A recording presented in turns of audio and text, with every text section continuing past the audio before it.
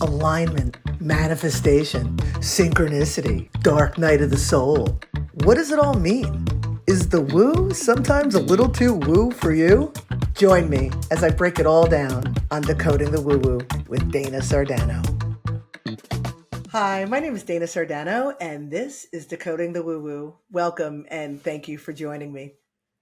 Decoding the Woo Woo is a show that I created because I wanted to clarify some of the misconceptions in the spiritual community and break down some of the heady and esoteric concepts that sometimes feel like they're like outside of us or even unattainable. And I wanted to demystify the sort of cryptic and magical ways of the woo, and just remind everybody that we're all a little woo.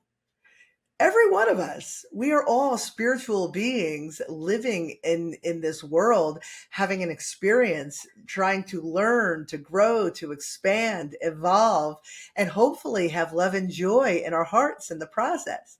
So that's why we're here. That's why I'm here. And I'm hoping by having these conversations, that I could maybe assist others on their journey, because we all know it can be daunting, it could be overwhelming at times, but when we understand A, that we're all in it together, and B, that the power is in our hands, it could become a little bit more enjoyable, a little bit more purpose driven, and a little bit more fulfilling. And that's what I'm hoping to accomplish here. So again, welcome to Decoding the Woo Woo. With that said, this is episode 3. The last episode was it's as easy as 1, 2, 3, and I talked about the first 3 recommandments and 10 recommandments for personal empowerment. And today I want to follow up with the embrace your personal GPS. So last episode was here's your foundation. Be aware of these foundational principles, and you can feel more empowered and more in control over dictating the trajectory of your life. And today it's, well, what tools do we have, and how can we apply these tools to creating a trajectory that is in alignment with the life that we desire? But before I begin, I just want to give you a little backstory of who I am if you haven't watched the first 2 episodes, just the long and the short of it. But I am a retired educator. I was in education for 20 plus years. And in 2015, I figured out that I could paint. I picked up a paintbrush for the first time since my childhood. And it had awoken something in my soul that had lain dormant for many, many years. And I followed that feeling. I followed that joy. I followed that bliss. And it just continued to evolve and expand. It went from, painting every day to being paid to paint, to doing art festivals and exhibitions, to getting a website. It quickly evolved to me leaving my career, my stable career, so I could pursue life as an artist. It evolved into an art gallery and intuitive lounge. I found myself on an unintentional spiritual journey, met all sorts of really cool people, had all sorts of really cool experiences, and wrote books and all sorts of creative projects, co-host a podcast with Angela DeMarco. We created businesses together. Oh my God, yada, yada, yada. Here I sit with you with all this wisdom and all this experience and all this knowledge. And again, with the hope of assisting others on their spiritual journey. So that's my why. That's where I came from. That's how I got here. And let's get this party started. So as part of my creativity, I created a deck of cards with my dear friend, Anne-Marie Scordy, with all of my artwork. A couple more.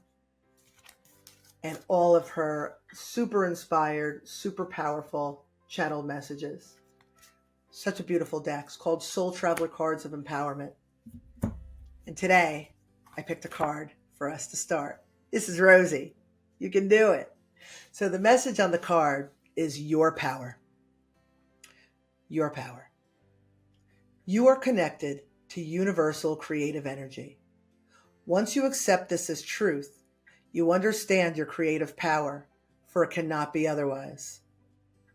You are the creator of your life by the nature of the energy of who you are.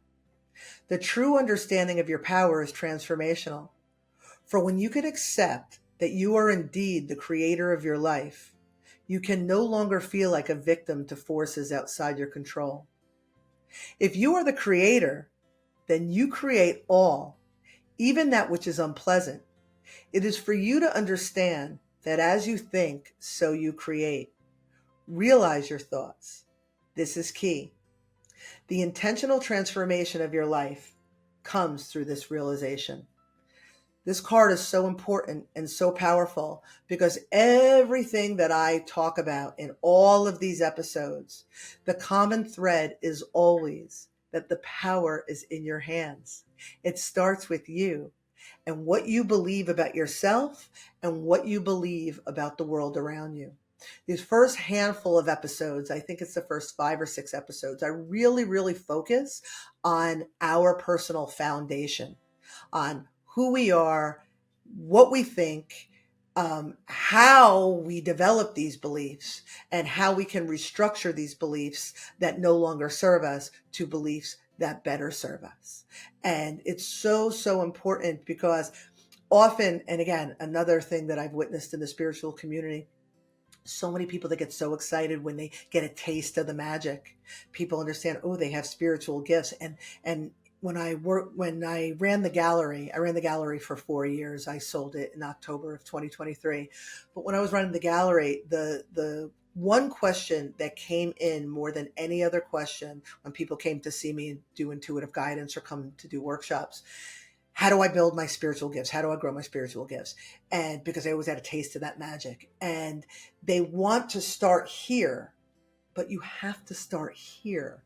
And until you find peace and harmony and clarity within you, within your vessel, then it expands outward. Now, yeah, of course, you could have magic. You could, without the grounding. But when you don't have the grounding, it's you're not grounded. It's just so important that for heightened experiences, for the greatest fulfillment, for the most open heart, for the strongest sense of being, it starts with the grounding. And then everything else is a reward, is a consequence of that grounding. So that is what I will always go back to. The power was within you. If your trajectory is a little off course, it's not to look here and see what to fix. It's to look here and see what to fix, or to realign, or to rebalance. And then this will go right back on course. So that is always going to be Broken Record Hour with Dana Sardano. It's always going to go back to that message. So today we're going to talk about your personal GPS and how you could utilize that to keep yourself on course. So there's a few things that I think, take for granted that we are armed with when we come into this world. And the first one is our 5 senses. Our 5 senses: sight, hearing, smelling, taste, touch. They're all here to help decode information. Something comes our way. I smell something and I feel heat. There must be a fire. And so then I act accordingly, right? All of a sudden I'm outside and all of a sudden I'm soaked. Oh, it's raining. Maybe I should take cover. Our senses they tell us everything. And the cool thing about our senses is the more we become aligned with our true essence, and the more we keep ourselves in balance, the more we feel empowered, the more heightened our senses become. The broader our awareness, the more heightened our senses. So you hear about clairvoyance, and you hear people who are clairaudient, clairsentient, and all of these sort of magical gifted clairs. All they are an extension of our senses when we are in alignment. So the second source of our second tool in our GPS is our intuition. Our intuition is that sense of knowing that when it's not clouded with worry and distractions and even self-soothing or anything like that, when we have a clear vessel, our intuition is on point. So our intuition and our senses, they work together, because the more clarity we have, the more heightened our senses are. And that is our intuitive clairvoyance. So just to break it down, clairvoyance means clear sight.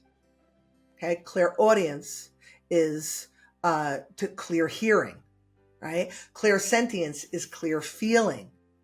Clairgustance is clear tasting. Clairalience is clear smelling. And so these clairs, what they are is they are extensions of our five senses when we're grounded and empowered and we have clarity and all of the gunk of the trauma and the drama of our lives is all worked out. These clairs, they come online. So think about when you were in school, right? What was your favorite or easiest or best modality of learning? So when I was teaching, my background is in differentiated learning styles, that and behavioral modification, but we're going to focus on the learning. So kids learn differently. We all learn differently. Some kids learn better auditorily. I'm sitting in the classroom and the teacher is talking and I take it in. Usually musicians are auditory learners. So you get it through hearing. Some kids are better visually. Got to write it on the board, right? Some work well with both. So you speak it and you write it on the board. So there's the visual learners that they do well with maps and graphs and anything visual. Then you have your kinesthetic learners, those who have to do something. I have to write notes. I have to create a project, right? That's your kinesthetic. That's your clairsentience, right? I didn't have too many learners in the classroom that had to do with smelling and tasting, but that idea of doing, feeling, touching, that idea of seeing or hearing. So think about how you learned best in the classroom. Think about how you receive information best. And that is your strength. And when you have clarity within yourself and within your vessel, that is likely going to be the clair, going to be the sense that becomes heightened. So remember, our senses are important. And we have a tendency, because life is hard, I'm not gonna lie, we have a tendency to numb our senses. Maybe we drink a little bit too much sometimes because life is difficult, or we want to have a good time, we want to take the edge off, right? We're numbing our senses, or we do drugs, or we have an emotional situation. For me, I used food to self-soothe. Or we distract ourselves. We distract ourselves with work. We distract ourselves with gossip. We distract ourselves with social media, right? We impulse buys, whatever it is, all the things that we do to feel better rather than feel, which is what our senses or a part of what our senses are about. So be aware of your senses. Be aware of the senses that are your strongest senses for gathering information. And know when you create clarity in other aspects of your life, those senses will heighten. For me, I've always leaned towards claircognizance, which is like you just kind of know stuff. This isn't about the five senses, but you just kind of know stuff. So, you're a bit of a jerk because, people are like, how do you know? My husband's like, how do you know? I'm like, I just know. So, it's definitely not, my husband's most favorite. But as far as the senses, clairvoyance is my jam. I have friends that are clairaudient. They're trance channels. The information comes through them. They hear things and that's how they get information. That's the extension of that sense. For me, I always see it in dream imagery. Or even my seeing isn't so literal. Like I can see big picture stuff. Like I could see one thing and see it like 5, 6, 7 steps ahead of the game. That only came, my ability to do that and my ability to really understand my dream imagery, because I dreamt my whole life very, very vividly, but to really understand it came with my clarity. So the more work I did on myself, the more I cleared out the traumas and the dramas and the irrational beliefs and, the toxic behavioral patterns and all of that stuff that I talked about in the second episode. That's when that stuff started to open up. So pay attention to your senses. They are such an awesome decoder ring for what's going on in the world around you. The second, I mentioned intuition, so they go hand in hand. The third one is your chakra system. So your chakras are your energy centers within your body. There's 7 energy centers within your body. And each energy center has corresponding attributes of you. So just to give you an example, your throat chakra. The attributes of your throat chakra are about authenticity, the ability to set boundaries, clear and proper communication, speaking your truth, right? Again, your sense of integrity. Those are all the aspects.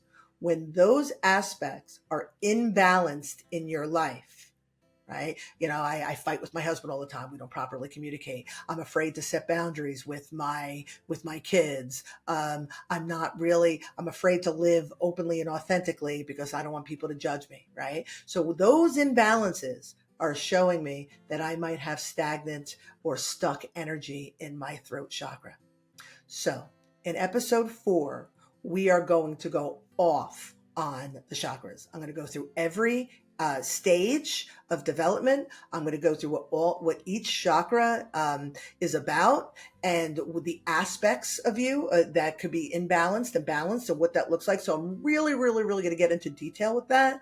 But what's important about understanding that your chakra system is a part of your personal GPS is that it's not like your senses, like, oh, I hear something and that is alerting me to information. It's more like a reverse engineer, like, oh, I am in constant disagreement with my husband and we can't properly communicate. We're yelling at each other or whatever that is, right? There's dysfunction there. There's an imbalance there. What aspect of me does that correspond with? Oh, communication is my throat chakra. Oh, I must have imbalances in my throat chakra. Oh, it takes a lot of excavation. I wonder where that comes from. Oh, the greatest age of resonance was, oh, what happened during that time? And really, really work backwards. Not only are we doing episode 4 on the chakras, but I'm really going to really delve into this in episodes the 5th and 6th episode as well, because it's so important that we be able to utilize these aspects of ourselves and utilize this understanding to, again, empower ourselves to better navigate our lives. So the chakra system is essential in understanding where the balances are, where the imbalances are, what they correspond with, and then how to address it. That's why I call it your rainbow colored roadmap. Oh, that's a red one. Let me look at that. Oh, that's an orange one. Let me look at that. So your chakra system, it is crucial. So your senses, so important. Clear yourself out and, bring yourself clarity and your senses will heighten. Your intuition, hand in hand with your senses. Whatever your natural sense of knowing is, it comes through your intuition. You'll see it in your senses. Your chakra system, oh my God, rainbow colored roadmap every day of the week is going to tell you what aspects to look at. And then the last 2 are your physical and your emotional guidance systems. Your physical guidance system, oh my God, it comes in so many ways. And unfortunately, sometimes we ignore it, right? Signs, right? Like when I'm at my computer too long, my shoulder starts to hurt. What do? I ignore it. Sometimes I pop a Tylenol.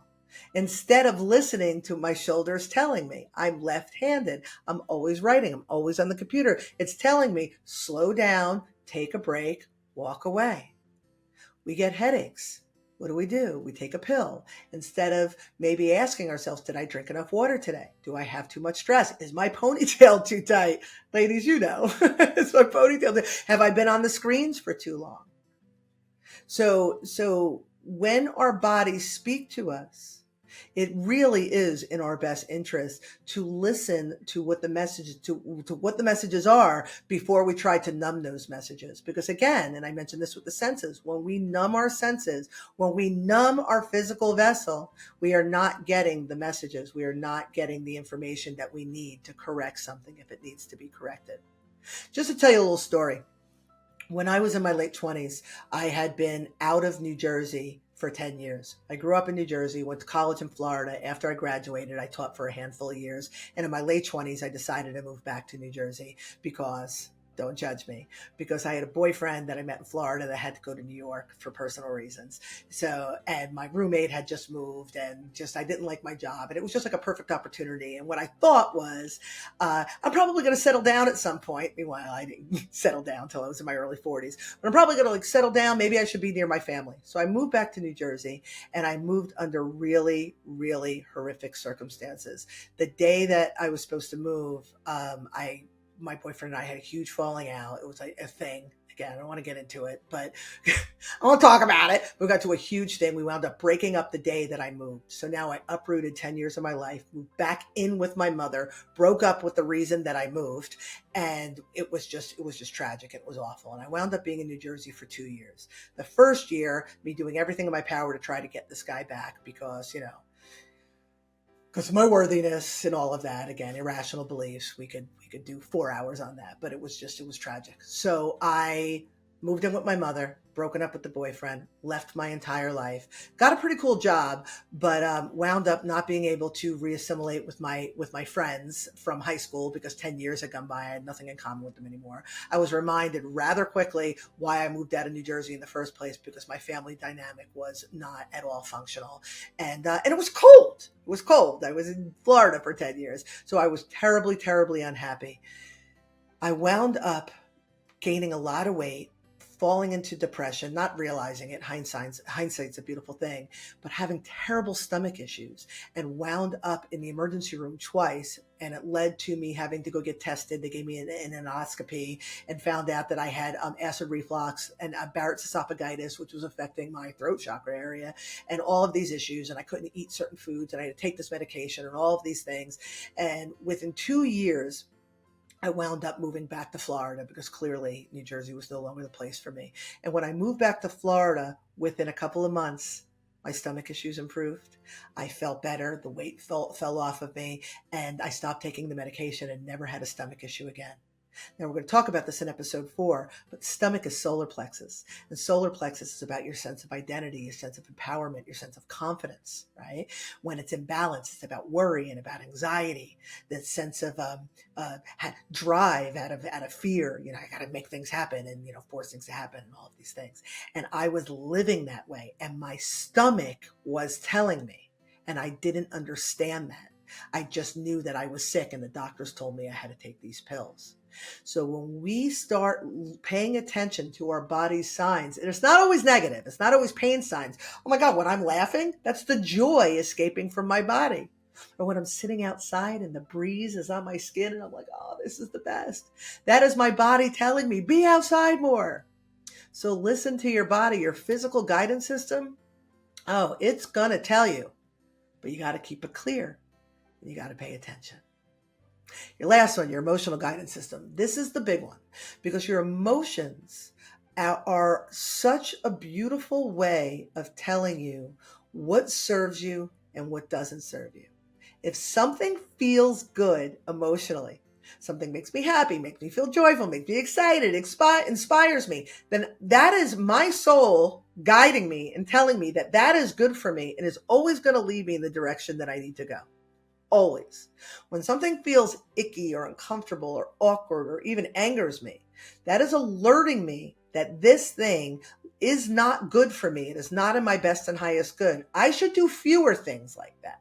So it's like this hot cold game. Ooh, I don't like it. Okay, move in this direction. Ooh, that feels good. Move in this direction.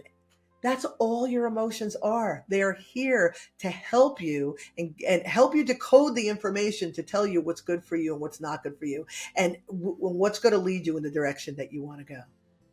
What we do, unfortunately, is we become, recommendment 2, I talked about it last episode, we become entrenched in our emotions.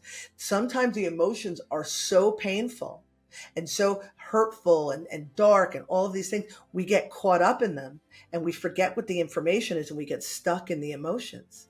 And when we do that, they're no longer guiding us. They're becoming like an anchor to us. Now, do not misunderstand. When you're in the emotion, I get it. Listen, when I'm angry, nobody is going to tell me otherwise. So when we're in the emotions, we have to feel the emotions. We have to process the emotions. No toxic positivity here. No, it's all good. Nothing to see here. No, be in that emotion, but also recognize that that emotion is telling me something. When I was in New Jersey and I was often crying, unhappy, eating my feelings, all of those things, all of that was telling me that New Jersey was not the place for me. And I had to be willing to look at that. Because there's one thing to feel a certain way, but we have to have an awareness of the what's, the whys, the hows, even the sometimes the irrational beliefs that we have that perpetuate that emotion. Oh, nobody likes me, nobody loves me. These irrational beliefs. So we have to have an awareness. It's so crucial. And some of the things that keep us stuck, one of the things is our lack of awareness. We don't realize that our beliefs are perpetuating this emotional cycle, this downward emotional cycle. So then we have the awareness. We go, oh, wait, that's some conditioning that I have from childhood. Oh, that's an unresolved trauma. Oh, that's why I stay with this guy. And then part 2 is the willingness to do something about it. It's not enough to know why, but to be willing to do something about it. So some of the reasons we get stuck, even though we have all these different areas of guidance and, our GPS essentially, is our lack of willingness to do something. I'm like saying it like I don't want to say, but like we've got to want to do it. And I said this in one of my earlier episodes, it's the warriors that are willing to commit to self. It's the warriors that are willing to do the work. And it's the warriors that are putting their foot down and saying, I'm going to live a good life, a life of joy, peace, and freedom. And if you're watching any of my shows and you're watching this one to this point, then you too are a warrior. Awareness and willingness, understanding your beliefs and knowing that you have a whole arsenal of tools in your GPS to assist you in getting you where you need to go. Pretty cool, right? Pretty cool. So now get out there, tiger, and go get them. So with that said, thank you for listening. If you want to know anything else about who I am or what I do, you're welcome to go to ubuntufishgallery.com. If you're interested in any of the books that I've written or any of the cards that I've created, you can check them out at phenom-publishing.com. I do so many creative things. And again, it's all about really just bringing some light to the world and assisting those who have the light that's ready to shine. And again, if you're listening, you're ready. So thank you for joining me. Thank you for listening. Thank you for indulging me. And until next time, Ubuntu.